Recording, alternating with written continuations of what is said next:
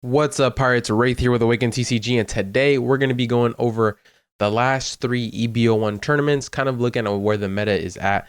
We're almost at the halfway mark. I know it's only been 2 weeks, but this set is only going to last another month before OPO7. I guess a little bit over a month, about a month and a half. But it's going to be a very short set. It's only half a set. We get OPO7 at the end of June. We're already over halfway through May, so let's go ahead and look at some of these, tournaments and make sure we got, all the information that we need headed into the latter half of the EB01. So first up, we have this EB01 Carta Magica Montreal Regionals that happened this last weekend.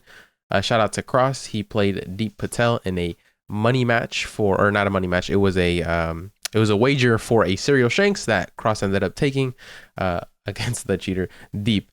But at least Deep does not, back down from the allegations. He knows what he did was wrong, and hopefully he can learn from this and, move forward. But, it's always a bad luck when you do something like that. But there was a, wager match, Cross versus Deep. It was streamed on Cross's stream. If you want to go check that out on his channel. Anyways, let's get back into the video. So we have our top 16 deck list here and our top 16 leaders. It was a 512 player tournament with only 9 rounds of Swiss, so nothing special. This is very standard, what tournaments used to be like.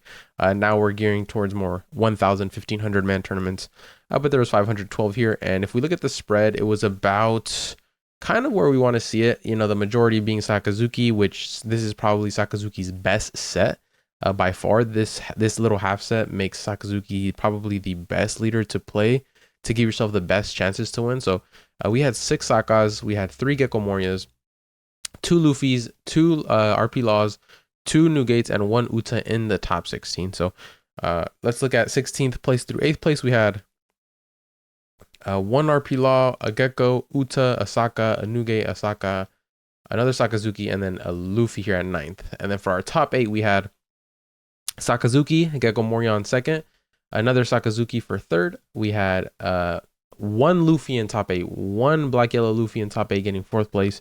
RP Law in 5th, another Saka on 6th place.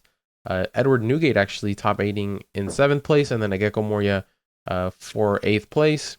And so, this kind of shows you where Luffy is at in the moment. So there was 1 in top 16 getting 9th, and then 1 in 8th. So, kind of there, kind of not. I mean, this deck can really high roll, and if you're not prepared for it, it could definitely, do damage. So it's always be wary about it. Not a lot of players play Luffy, but it's definitely a matchup you want to have your knowledge down on and make sure you know that matchup, because if you see it and you don't know what to do, you will probably lose. But this is very standard in my opinion. I think Sakazuki should be taking a lot of these EB01 tournaments as it is the guaranteed best deck in the format currently. There is no other deck that can take its spot currently. It's just too good. It's that good. It has a great matchup into Luffy. It has a great matchup into RP Law. It just, it just has the answers, right? Especially right now. Now, if we go to the next one, we have Brisbane Regionals, which was 380 players, 9 rounds, and a top 16 best of 3 top cut. So we had 5 Gecko, 5 Saka. As you can see here, this pie chart here, it's nice and even, a third each. For the most part, about a third. 2 Enel, 2 Nugate, 1 Yamato, and 1 Uta. So here we have no Luffys, which is very surprising. 0 Luffys. We saw 1 Yamato, 1 Uta, which kind of are like some flex picks. The Uta getting top 16 and losing in top cut. The Yamato getting top 8. So 2 Enels in the top 8 is very interesting. 3 Sakazukis, which is definitely what you want to see going into these tournaments. Is like, not that you want to see it, but it means the meta is healthy because, it is the best deck. There should be a lot of Sakas doing what they need to do to get those top 8 finishes. And especially in top cut, Sakazuki is the best top cut deck as it is the most consistent. So in a best of 3, Sakazuki always will have the upper hand, just because if they do end up breaking one game, it's going to be very rare that they break another one in 3 matches, right? So here we have a Gecko taking it, 2 Sakas in top 4 with 1 Enel, and then a Yamato, Saka, Enel, and Nugate for the top 8. Just, for preface, this set is only a half set, and there wasn't much changes as far as Sokka goes, which is the best deck. But it changed up the meta in a way where Black Yellow Luffy got really good. So that means Moria kind of took a back seat. Like there's less Morias because there's more Luffys, because Luffy has a good matchup into Moria. So it makes it hard to play that deck, you know, especially to want to play that deck and see so many Luffys. So that's, you know, even one of the reasons why I got off it.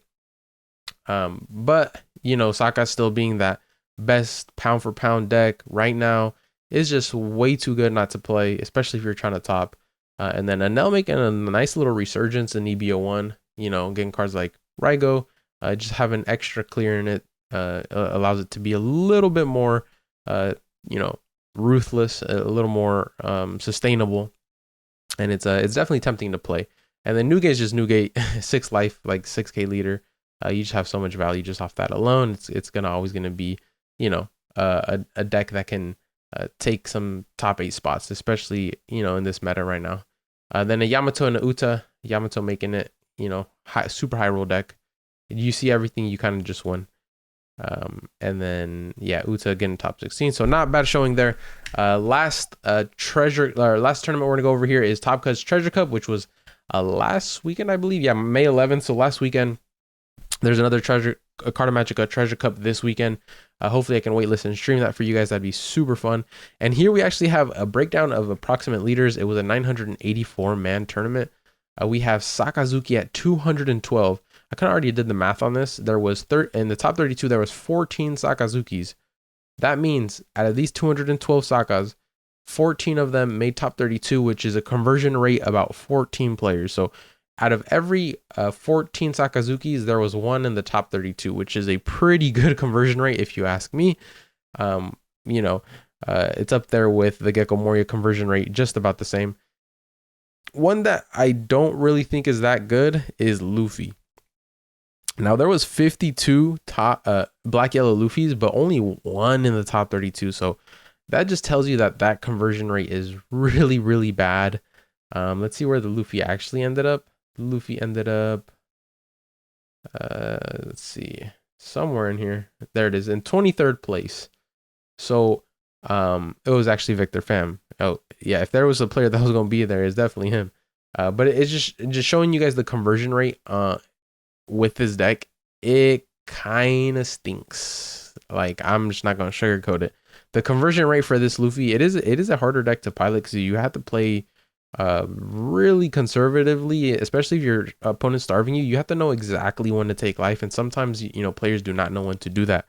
And then if you see a bad ordering of when to take life and your opponent, you know, capitalizes on that, it just leaves you in a really bad spot. So you know, that's probably one of the reasons we don't see many Black Yellow Luffys, although it is a good deck if your opponent knows how to play against it, especially if you're Sakazuki and you're playing against the Black Yellow Luffy. You know, at top tables, the Sokka's winning 99% of the time. I'm sorry, it's 99% of the time. So it's just a tough deck to play. And it's the same thing with, like, you know, Katakuri. 74 Katakuris, not a single one in top 32. Why? Because there's 154 RP laws. You know, these RP laws will just destroy any Katakuri. And so it's one of those decks where it's like, you can play it, but there's this one matchup that is just going to destroy you, right? So, like, Luffy's worst matchup is probably Sokka. It is the most played deck, you know, so sometimes it's not a good idea to run those decks. But, you know, if you just dodge the Sokkas, you're good. You dodge the Sakazuki, you have a path to victory. But it's, you know, easier said than done. So for our top 32, we had 14 Sokkas, we had 7 Geckos, 5 RP Laws, 5 Anels, and 1 BY Luffy. So Chris Pat getting first with Stage Sokka. Chris Sog getting second place. Mr. Consistent, Mr. Number 1 on Limitless, showing us why he is the best player currently. According to Limitless, he is just on a run right now. He is on a run. So shout out Chris Sog, man. He is just an insane player. You know, I can't say enough about him. He's just too good. And then we have a Sokka, again, another Stage Sokka. Looks like Stage Sokka was pretty popular here. Only one non-Stage Sokka getting 10th. And then every other Sokka in the top 8 was Stage. I guess this guy's 9th, not top 8. But then we have 2 Unknowns. We have 1 RP Law, 3 Geckos in top 8. You know, pretty good conversion rate on the Gecko as well. And then, you know, our 11th through 32nd just a bunch of different decks. So, now that we've, seen a lot of evidence on these last, 3 treasure cups, or last 3 events, I should say, of EB01, I can confidently say that Sakazuki is the best deck in format currently. If you're a great Saka player, that's what you should be taking to tournaments. It's about to get banned, your last hurrah, get it out the way, play this deck. It is insane. Number 2, Gecko Moria still has a presence.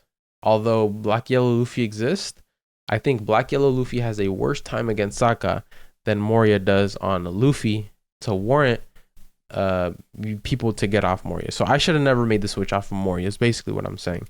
Now it's too late for me. It's about to be halfway through EB01. I've been playing so many different random decks. Who knows what I'll play in the next treasure cup. 3, RP Law is a force to be reckoned with. And it's not even OP07 yet. So we did get one in top 8. And then we got a couple in the top 32. 5 of them exactly. And there is a lot of RP Laws. So, if you high roll on RP Law, you are seeing everything. You're just going to win. Like, this deck just has it all. It has the consistent engine of give me my Dawn back, give me draws, rush, rush, rush. So it's like, if you see what you need when you need it, there's not much that's going to stop you. You're kind of just going to roll over the competition. And 4, now seeing a slight comeback a little earlier than I expected. I know in OP07 it gets insane, but it's definitely been picking up a little bit, and we're seeing some results on it. So that's really cool. I know Jonas is probably happy about that. He's probably training for OP07 on Enel if I were to guess what he's going to play. But overall, even though Saka is still the best leader, there's not, something that's going to say, oh, you're going to lose if you don't play Saka. Like, there's a Gecko Moria top 8ing, a Law top 8ing, a Nell top 8ing. There's still multiple of these decks that are not Saka that are top 8ing. It's not just, half Sakazuki's in the top 8, right? So still a healthy meta that's going to get even healthier with even more decks being relevant. EB01 is going to be short-lived, but, we have to just get through it. It's going to be almost over into OP07, and I know a lot of people are waiting for OP07, including a bunch of my locals and a bunch of my buddies. They're thinking they're going to take OP07 serious, so I hope they really mean that, and we can travel together. Traveling alone is cool, but if you got your boys with you, it's even better. So hopefully that happens. But that is going to be the end of this video, guys. Thank you guys so much for watching. We just went over 3 EB01 treasure cup, not even treasure cups, 3 EB01 tournaments. I keep saying treasure cups because there's so many of them happening. But that is going to be the end of this video. If you guys haven't already, subscribe to our channel, like this video, and comment down below what you think of EB01. Our giveaway stream is Saturday. Let me see what date. Saturday, May 18th. Saturday, May 18th, we're going to be streaming the giveaway of the 5 booster boxes. We're going to pick live the 5 winners. So be on the lookout for that. And if I get into the treasure cup, I'll be streaming previously, and then I'll probably end for a little bit. Or I'll just stay on stream and just stream the whole day. We'll see. But hopefully I get in. I can give you guys a little stream beforehand. That is planned for Saturday. Not much else from me other than new Patreon video is going to come up this weekend. I have a new set playing with someone, and then next weekend or at the end of this weekend, I'm going to be dropping my EB01 Gecko Moria guide. So I know you guys have been waiting on that, and I promised you guys that. So I've been working on it, and it's almost done. All right, for real this time, it is going to be the end of this video. You guys have a wonderful day, and I'll see you guys on the next one. Peace.